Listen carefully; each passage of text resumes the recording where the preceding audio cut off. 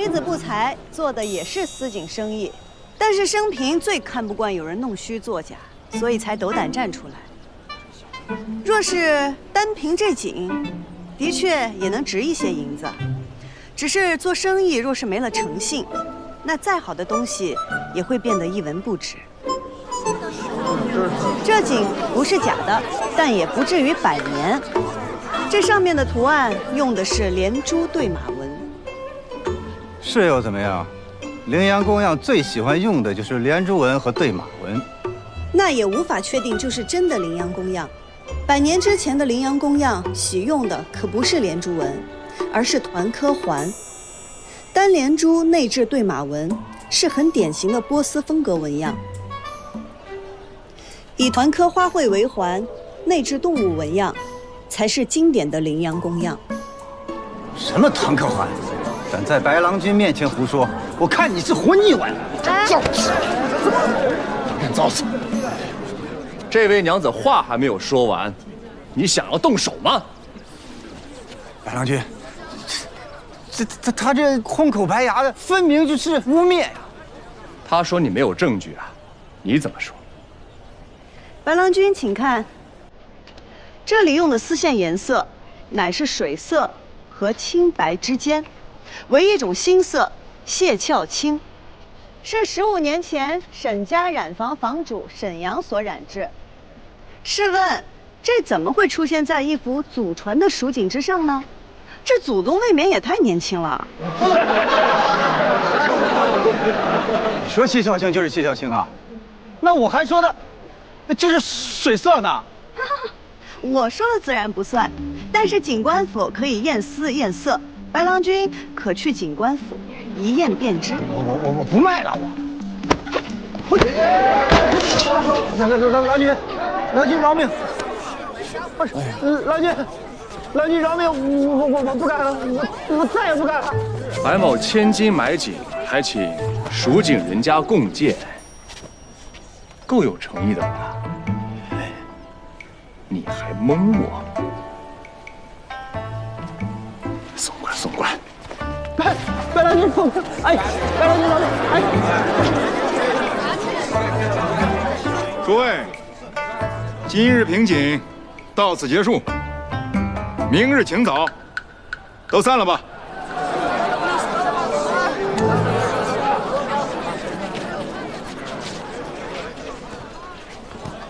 在下白胜，不知道这位娘子怎么称呼啊？在下姬莺莺。原来是季娘子。你认识我？白某来益州的第1天，就看见季娘子凤凰于飞了。季娘子有双慧眼啊，白某也是爱景之人，家里还有些许，相信季娘子赏鉴1、2。若是发现赝品，每副赝品3片金叶子如何呀？天都快黑了，我相信你们一定能瞒住我阿娘的，是吧？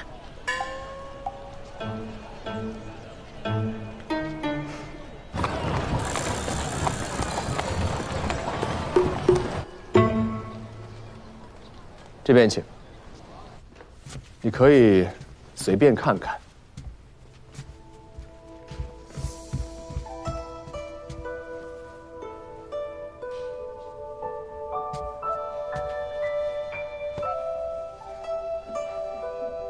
这幅对阳几何纹锦，是魏晋时流行的锦样，如今已不曾见了。这幅花瓣团科禽鸟锦，纹样虽常见，但织工了得，配色自然，也是不多见的珍品啊。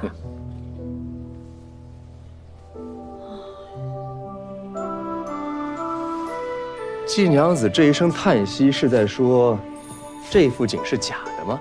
白郎君府上均是珍品上品，这金叶子我怕是赚不到喽。哼，季娘子今日仗义直言，让白某免于受骗，这片金叶子是你应得的。今日便是我不站出来，白郎君也不会上当受骗。你看出来那锦有问题了，不然你也不会再三确认还有没有人要出价。你只是需要一个人、一个契机，将此事挑明了而已。所以我就说嘛，晋娘子有了一双慧眼啊。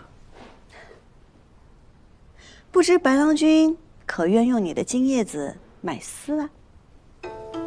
买丝怎么说？蜀锦珍贵，但好丝意难求。我能染出这益州城最好的丝。不瞒晋娘子说，白某不懂织锦，更不懂染丝，这些对白某来说只是兴趣，而不是生意。只是兴趣。那，在晋娘子眼中，白某的目的是什么呢？哎呀，我还以为白郎君这里有一笔大生意等着我呢。看来晋娘子要失望了。既然是只买锦，那又何须如此费时？我知道这城中谁家的锦好，若是郎君有意，我可为郎君和锦户牵线搭桥。晋娘子这么做是希望从中赚到一些什么呀？人情。人情。实不相瞒，因为误会，城中的锦户大多都不买我家的丝了。可我若与他们介绍白郎君这笔生意，那在重利之下，他们又怎好意思不用我的丝呢？那如果白某要做生意的话，为什么不直接跟他们做生意，要通过晋娘子你呢？不是不可以，只是白郎君可知，在这益州城，各家特长所在，用料如何，几时买最便宜？你又可知什么样的纹样是当下时兴，什么样是陈年积压？当然啦，这些白郎君也可以找人去打听。只不过，与其找一个生人，为何不找一个走投无路、想要与白郎君合作共赢的人来信呢？白某自然是相信晋娘子的，不过这一次白某购锦已成，而且心满意足了。无妨，来日方长，希望日后有机会能与白郎君合作。好，告辞。不送。不做生意却把名声打得响亮，不是有病就是有鬼。主人，咱们需要一个打入益州锦业的契机，正好这季莺莺又来寻求合作，主人又对她有兴趣，为何不趁机答应了她？现如今我们对他来说只是之一，而不是唯一。等到他山穷水尽的时候再开价也不迟。不着急，先等等。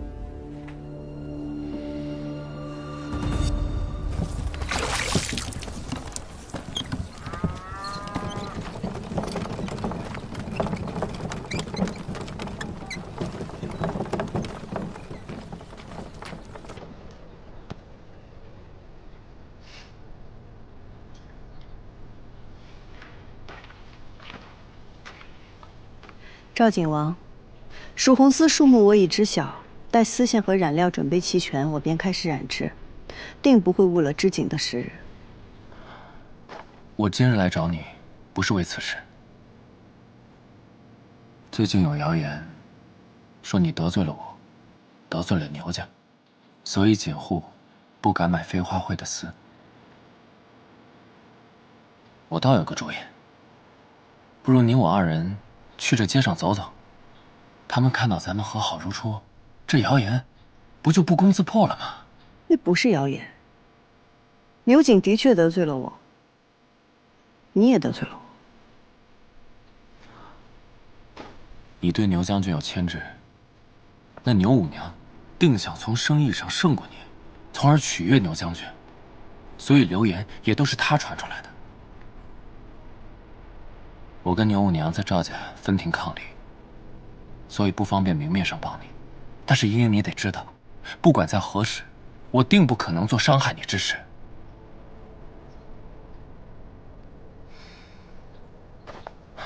余家这些年经营不善，这次供锦的订单没有拿到，所以余叔想要把它卖掉。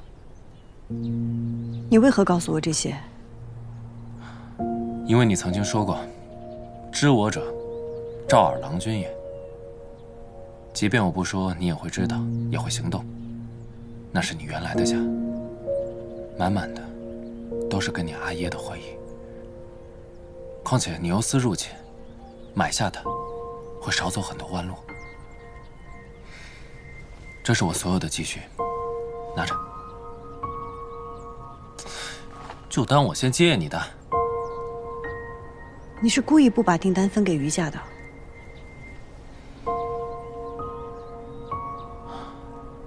杨静兰可以为你铤而走险，我也可以。赵二郎君，有些事，过去便过去吧。若你还放不下过去，无需为我做什么。我只希望你能面对自己，为人为事，无愧于心。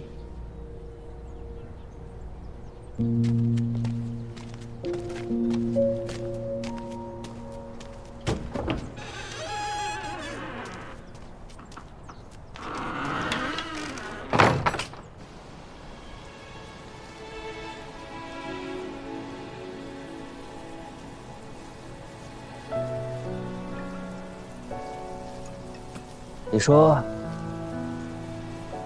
我师父既然已经知道这青城山上有问题，他为何不上我救援？除非他已经四面楚歌，孤立无援了。我本以为把这山上的动静闹大，将一切揭发，就能把凶手绳之以法。可谁曾想，这权势竟可如此只手遮天，颠倒黑白。这还是牛谨忌惮我身后有人，才不敢轻举妄动。我师父当年那可是单枪匹马，面对的只会比我如今更惨重。因为他知道，如果他死了，第一个会来探查的人一定是我，所以给我留了线索。他故意泄露自己的行踪给那些侍卫，也是在告诉我，这山里有问题。你师父真是草蛇灰线，用心良苦。可他既然笃定了我会回来，就应该留下一个只有我才能找到的线索才对。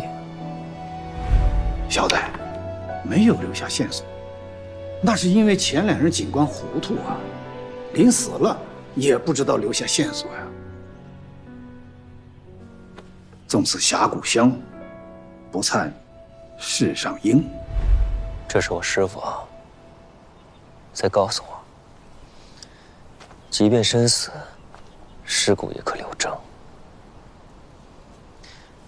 去帮我拿把铁锹。我提一句啊，这可是你师父的坟，随口说的一句话也能当真吗？我知道，但是我懂他，我相信他，他就算拼死也会给我留下线索。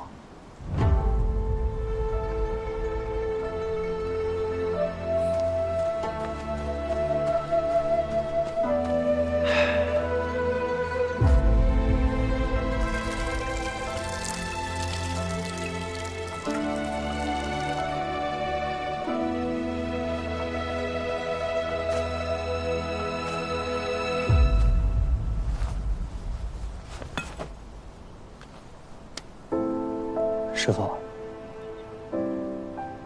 徒儿不孝，不能靠自己将益州案查个水落石出，还求师父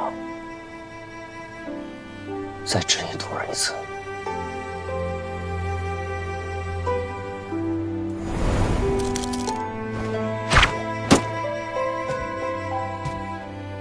身手不错吧？没看看是谁的徒弟？小桃儿，叫师傅。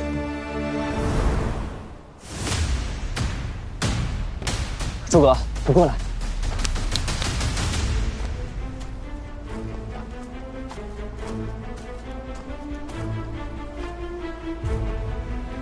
我师傅的每一块骨头都有伤，但唯独这一块，这上面的伤痕不同。看痕迹走势，定不是外人所杀，那只是，这是他留给我最后的话。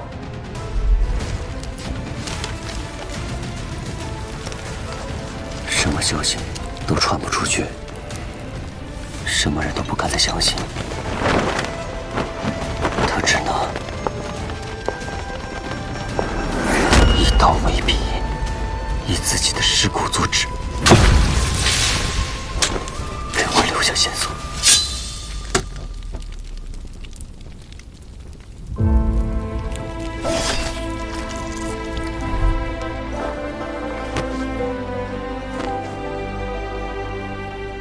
老头儿，话我收到了，我一定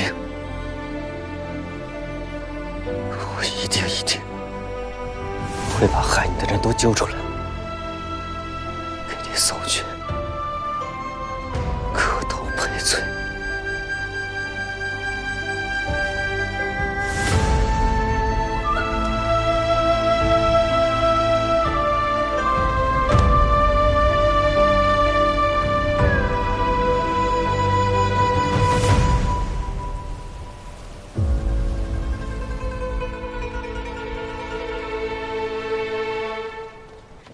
季娘子，这里请。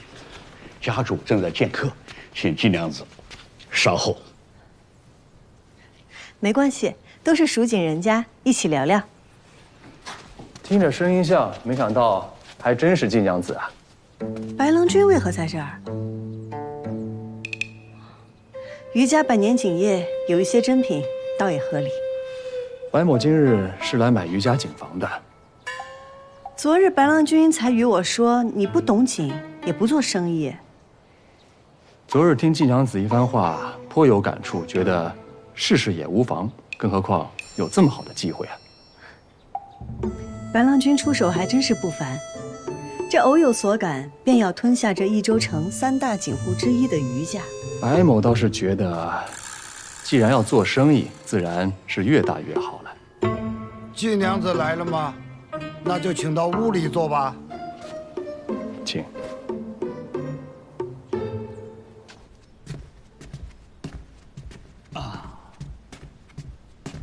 余掌柜，杨夫人。季娘子啊，上次购买丝线的余款呢，我已经让人给备好了，一会儿呢，你就可以直接到账房核对收取。还有季娘子提出要与锦房合作，由飞花会帮忙挑丝配色，这个事情，就看新掌柜是否答应了。新掌柜已然定了？哦，还没有。不过你可以听一听，看看哪些条件能让你满意。不知二位出的什么价格？哦，比市价高出30%吧。余掌柜，杨家出的价格虽比不上白郎君的高，但我们杨家多年织锦，如果锦房放在我们杨家手上，那定是源远流长，绝不会辱没和亏待了你的工匠们。季娘子，你看我们2个谁更顺眼呢？白郎君许以高价，杨夫人重在情义，2位都是诚意十足。但依我看，2位的价码都不够打动人。余家100年，就这般改弦更张，难道不可惜吗？余掌柜操劳一生，将余家锦发扬光大，是再高的价码也无法买到的。商业沉浮，有辉煌就有没落。若我没有记错的话，这里曾是季家的旧宅。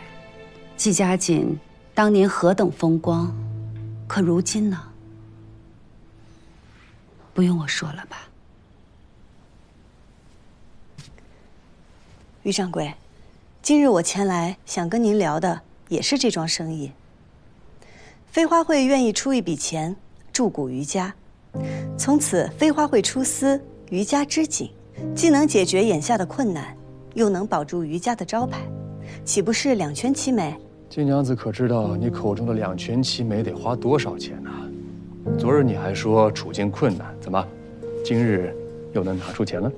昨日我与白郎君说，是以为你我能合作，不想今日我们变成了竞争敌手。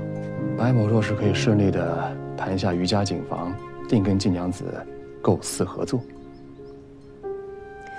于掌柜知我从不空口白话，钱的事情我会解决，但求于掌柜给个机会。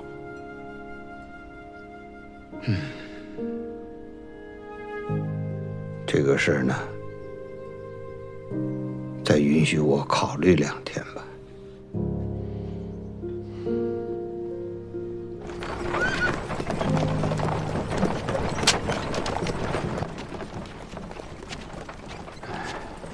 于掌柜，您若有顾虑，可以直言。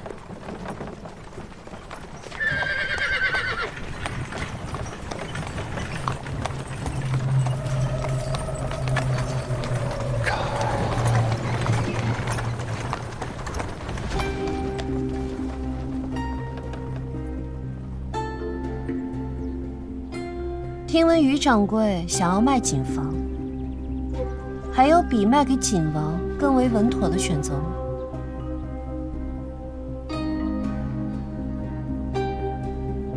于掌柜不必急着答复，我今日来，主要是为了顺路送个人。阿公，希儿，希儿，你怎么在车上呢？啊？我不过是在路上偶然遇到他。听闻于娘子心若稚子，不谙世故，于掌柜可要照顾好您的孙女儿，下一次可就没这么好运了。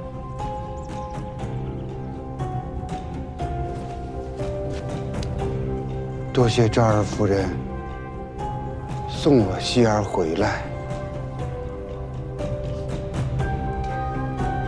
我在赵府恭候于掌柜。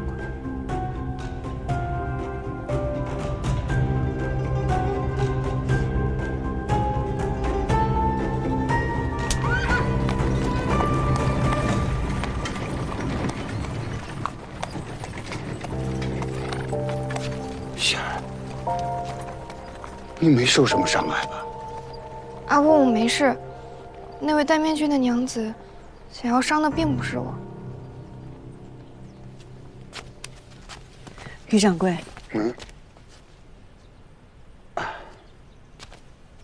季娘子，没有我的陪伴，我希儿是向来不会单独出门的。我实话跟你说，我于叔可以没有锦房，但是我绝不允许我希儿有半点受到伤害。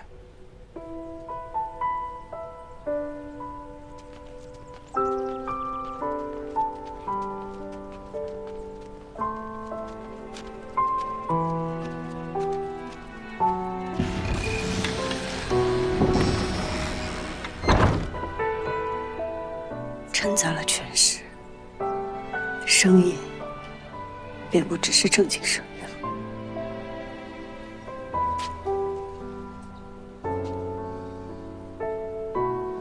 杨警官，愿你早日砍了这些魑魅魍魉。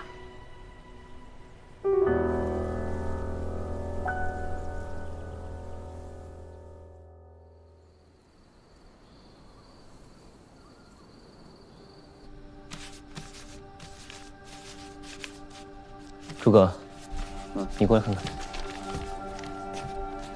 有什么印象？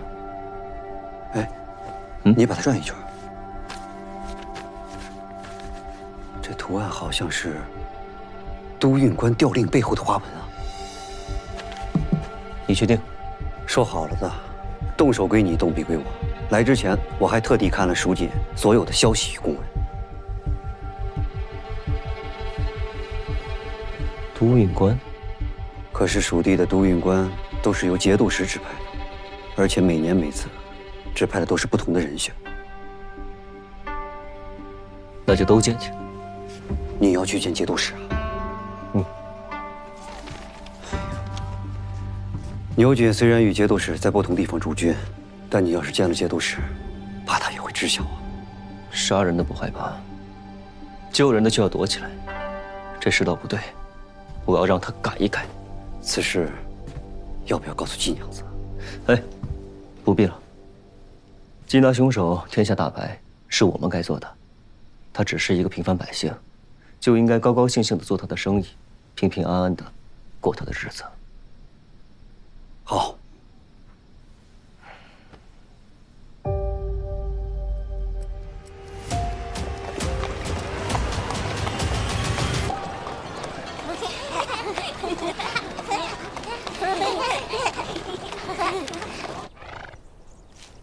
茵茵，要不咱们还是敲门吧。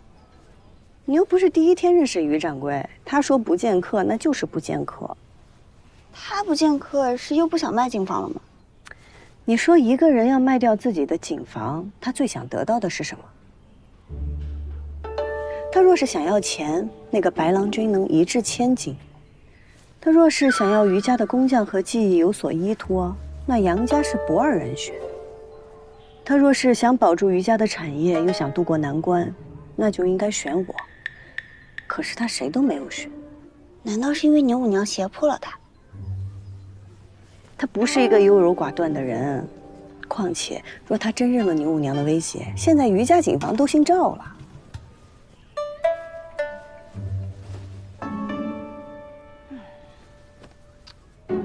如今他闭门不出，他应该是在犹豫，他不知道自己该不该卖掉景房，也说明我们给的价码都不是他想要的。那他想要什么呀？这就是我来的原因啊！告诉你，在于家有一个人比于叔还了解于叔。你又输了。鸡能生蛋，蛋能生鸡。那你说这世上是先有鸡还是先有蛋呀？哎呀，白某不知啊。这么快就摸清了于掌柜的底，果然不能小瞧了你啊。猪有来世，又会变成人。哎，那你说这人是人还是猪呀？你说这脑子里面一天天在想些什么呢？他们都说我瓜，可我觉得你比我还瓜。哎，你，季娘子，于娘子，白郎君也在啊。季娘子，你怎么来了？白郎君为何而来，我便为何而来。怎么，这是下不过于娘子？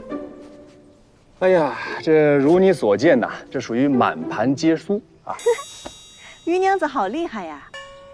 你阿翁在家吗？哦，我阿翁过几日要出门，他收拾东西去了。出门？出门去哪儿啊？和大白狼一样，赢了我就告诉你。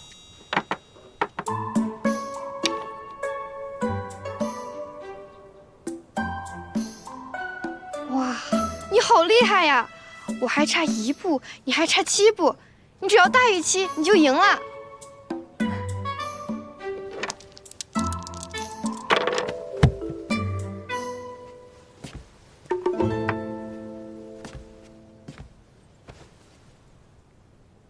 正好7步哎，你赢了。这局不算，我输了。刚刚这个不是5，是4。啊？那他为什么会自己变呢？我季莺莺做生意有自己的原则，人待我以诚，我还人以诚。只是一个游戏罢了。金娘子，你应该还记得你的来意吧？还玩一局吗？不用了，你要问什么问题，我都可以告诉你。人待我以诚，我还人以诚，你说的。好，那我问你，你阿翁不筹备卖景房出去干什么呀？你们都想买景房，可我阿翁他想要这个。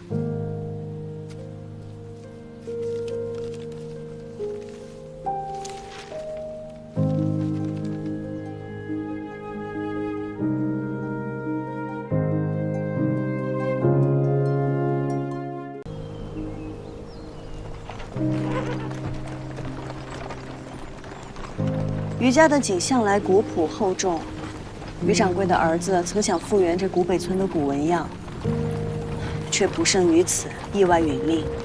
这么多年，于掌柜一直想要完成他儿子的遗愿，但终未能成。这是他心中一直的遗憾，也是他迟迟不肯卖掉井房，却又无心经营的根因。所以我们去古北村拿到这纹样，就能说服于掌柜了吗？但愿吧。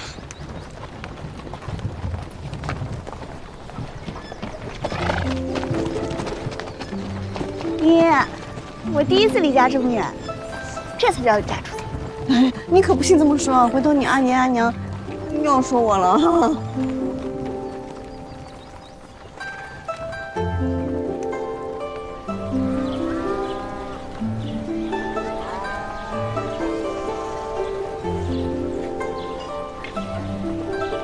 哪有羊？抓到我就给你这个旗！大人，快把旗给我！快把旗给我！阿姨，你看，那旗子上的花纹和图案上是一样的。但那是画的，形状虽然一样，但没有图案上的明暗变化，细致纹理。应该是他们对着旧本井简易临摹。那是我看错了。那你就再去细看看，说不定还能瞧出别的什么来。像你这样善良温婉的小娘子，他们定是愿意给你看的。那我先去了，一会儿来找你们。小娘，让他去吧，总得让他看看这世上还有别的道。那他要怎么走，他自己选。祭祀了，老王，快点快点！祭祀，今日他们祭祀，走走走，我们也去。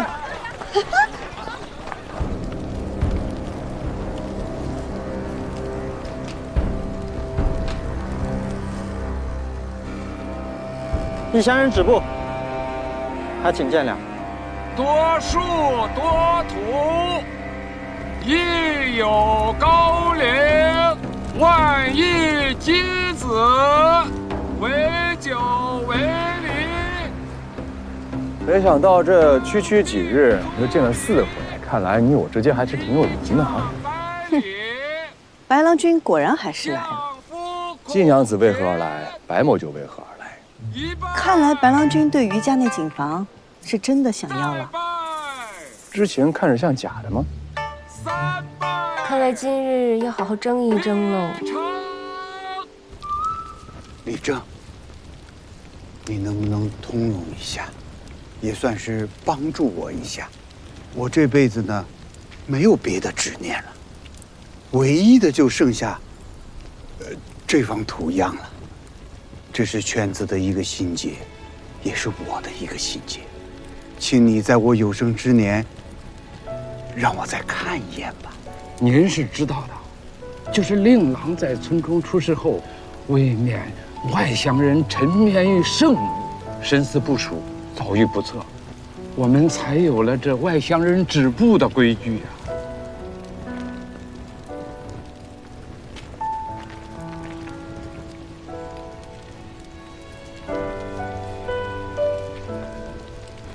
没想到啊，这于掌柜还挺有执念的。白郎君没有执念吗？有啊，白某的执念是蜀锦，怎么，你不信吗？我信啊，有何不信？季娘子呢？你有执念吗？也是锦啊。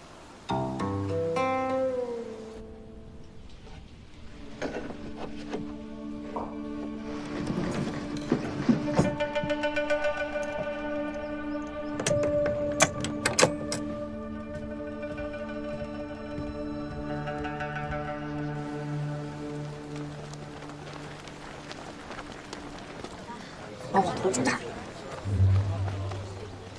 白郎君，我是殷恩好友，一周月不还酒馆掌柜，幸会。幸会。于掌柜。哟，季娘子。于掌柜。季娘子，是听到希儿说我在这儿吧？季娘子是为井房的事儿来的。是。也是为了一份百年传承、爱景之心而来。您是知道的，我季家也有季家的执念，所以我能懂您，也想助您。不为先主，只为重现蜀红，老夫真是敬佩季娘子啊。只不过我余家就没有像你这样的传人。哎，云阳，哎，你怎么来了？白胜呢？他跟我客套几句就走了，说是要在村里转转，可惜了，还想跟他比划几下。他会武，下肢有力，吐纳均匀，不仅会武，还很厉害。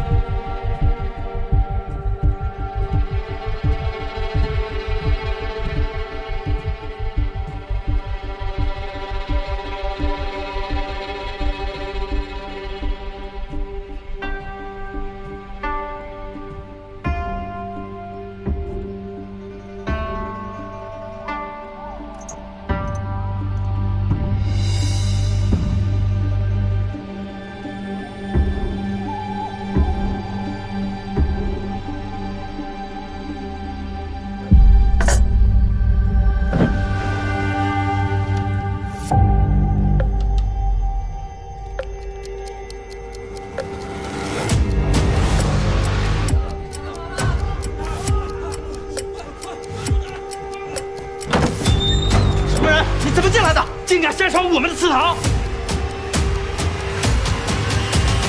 有人偷文锦！别让他跑了！什么？偷文锦了？站住了！别让他跑了！走，快抓住他！李正，这是怎么了？出了什么事儿了吗？于掌柜，我们村子赤城一带待你更是奉为座上宾。你却带着这些外乡人偷走了我们的圣物，这就是你们的做客之道吗？你说什么？文锦弄丢了？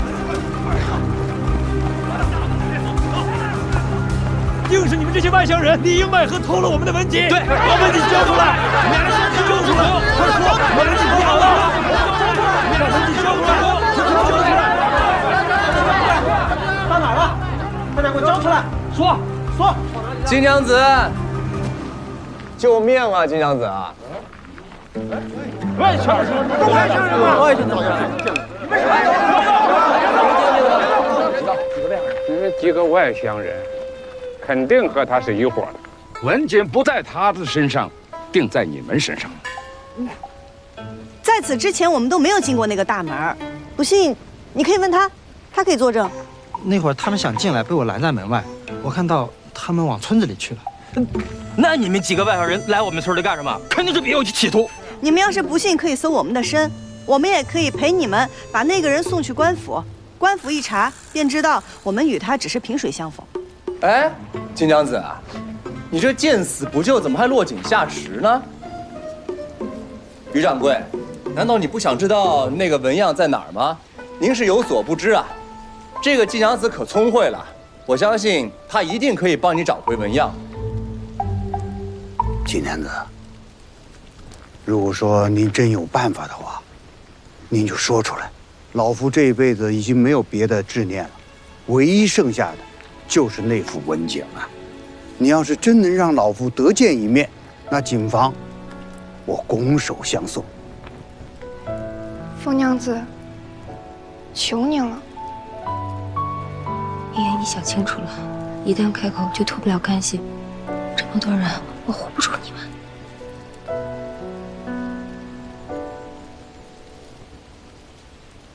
那纹样不是他偷的，人赃并获，你说不是他偷的就不是他偷的。以他的智谋和身手，若是真偷了，你们根本都抓不住他。只有这锦不是他偷的，他才甘愿束手就擒，拉人下水，静观其变。